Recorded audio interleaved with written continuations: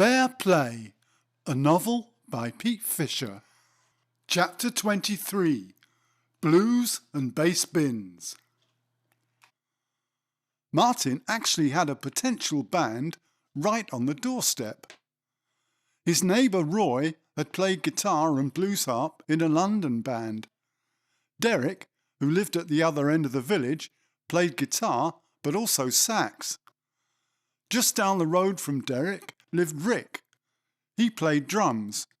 He also had a Fender bass and a big Fender amp to go with it. His next-door neighbour Fred happened to play bass. All five of them drank in the same village pub.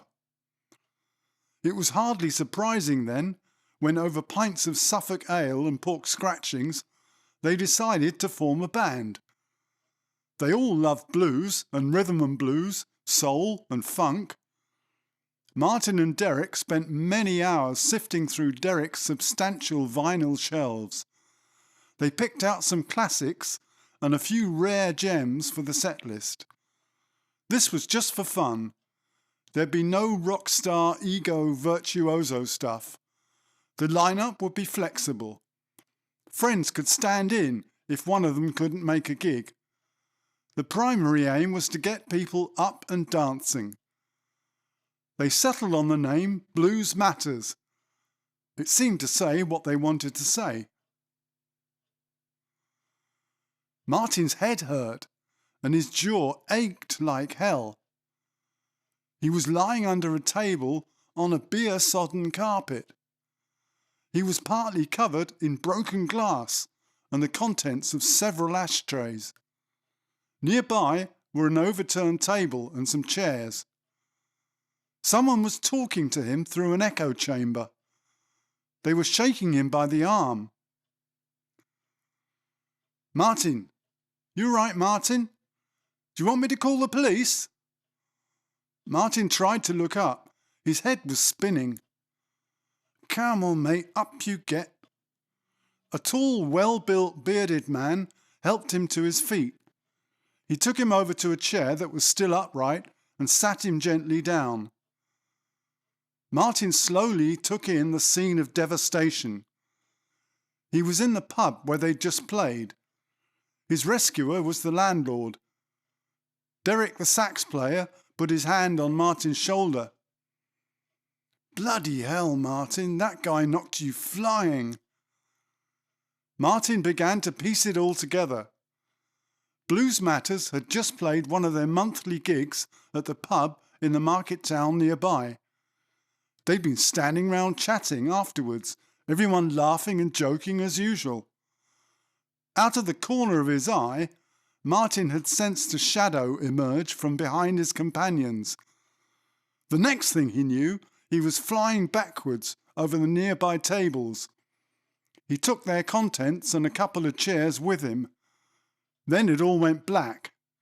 He must have been out cold for a minute. He'd taken a powerful right hook, square on the jaw.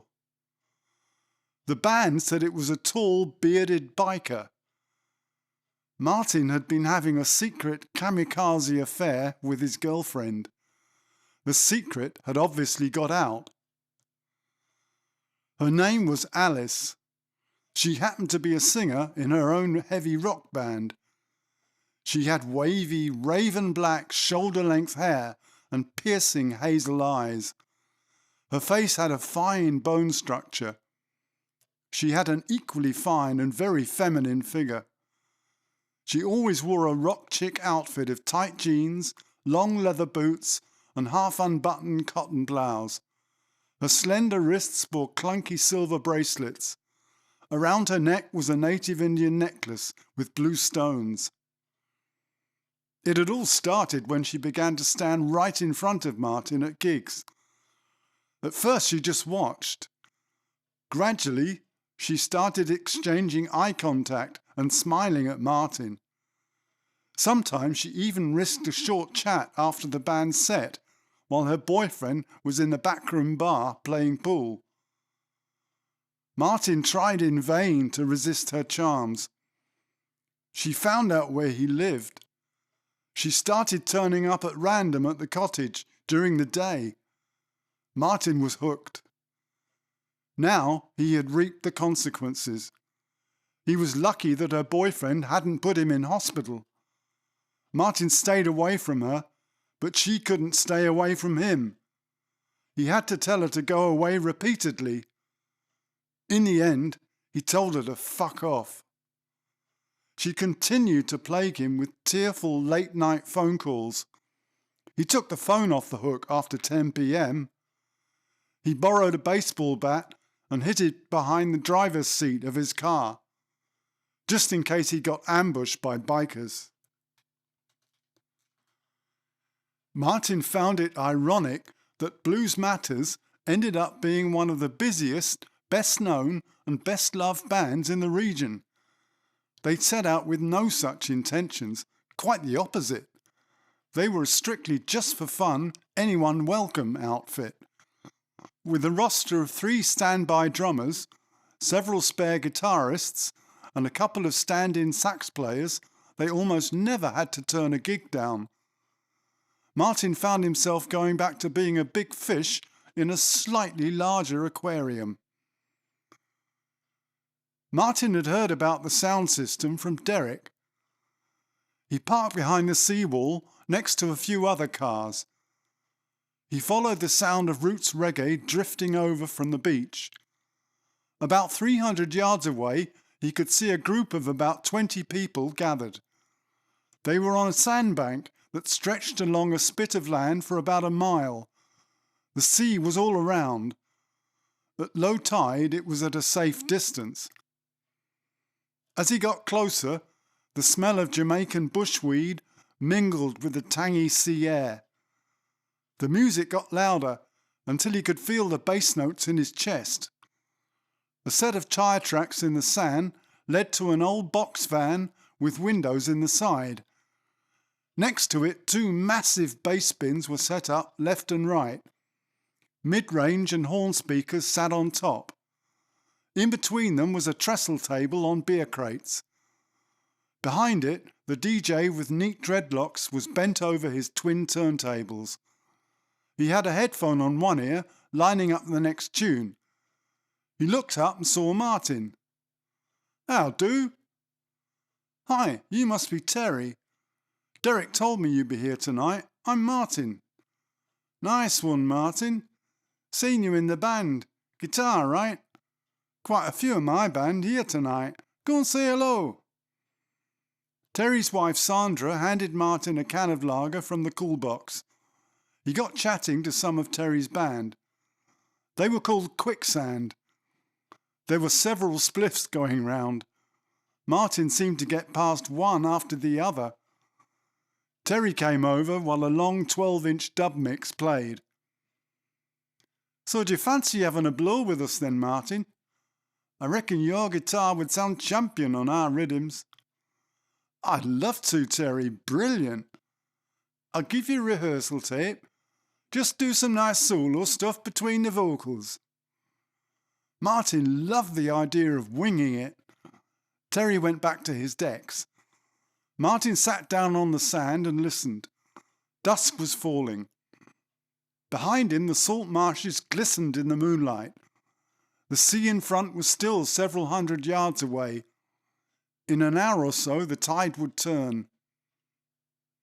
The hand-painted signpost had simply said "Fair," spelt the old way. Terry steered the old van into the site entrance from the main road, and they rocked along the bumpy track. The site was a vast stubble field. Its centrepiece was the big top, a circus tent which could accommodate around 700 people. Around it, makeshift snack stands and bars peddled their wares to the hungry and thirsty. They jostled for space with esoteric arts and crafts stalls and medieval amusements. A small enterprise had caught Martin's eye on the way in. He walked back down the track that led in from the main road. About halfway to the exit gate, a grubby, scrawny-looking, long-haired young man was sitting cross-legged in front of a small wooden table. A smoky wood fire burned next to him, the smoke also acting as a signal to passers-by. He had erected a large hand-painted sign on a wooden stake. "Hot knives, £1." Martin squatted down next to him. "So, what you got?" "Black, Afghani." "Any good?" "Dynamite." "All right, do me a quid's worth." Martin handed over a £1 note. The knife man examined it closely. He stuffed it into the leather pouch hanging from around his neck. Then he took a large, lethal-looking dagger from a sheath next to him. He thrust it into the glowing embers at the heart of the fire until the tip glowed red-hot.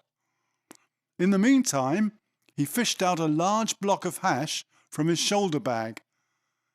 He cut off a small piece and put it on the red-hot tip of the dagger. He held it up for Martin to inhale the smoke from.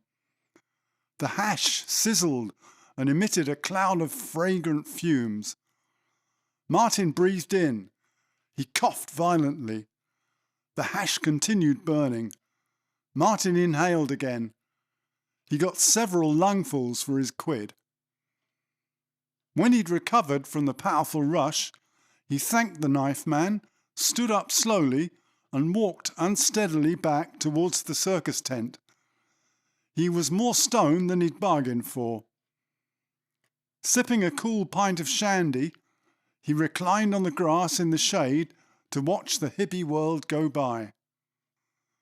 Quicksand were top of the bill in the big top, playing around 10 till midnight. Terry had converted his old van into a camper, complete with a gas cooker and a couple of armchairs.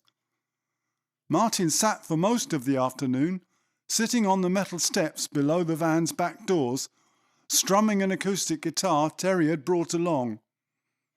Sandra cooked up a luscious lentil curry for everyone in a huge saucepan that afternoon.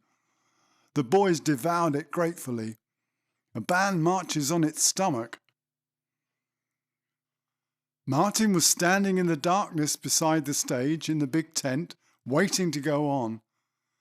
Terry had discreetly put out a couple of lines of coke on the flat top surface of a handy flight case.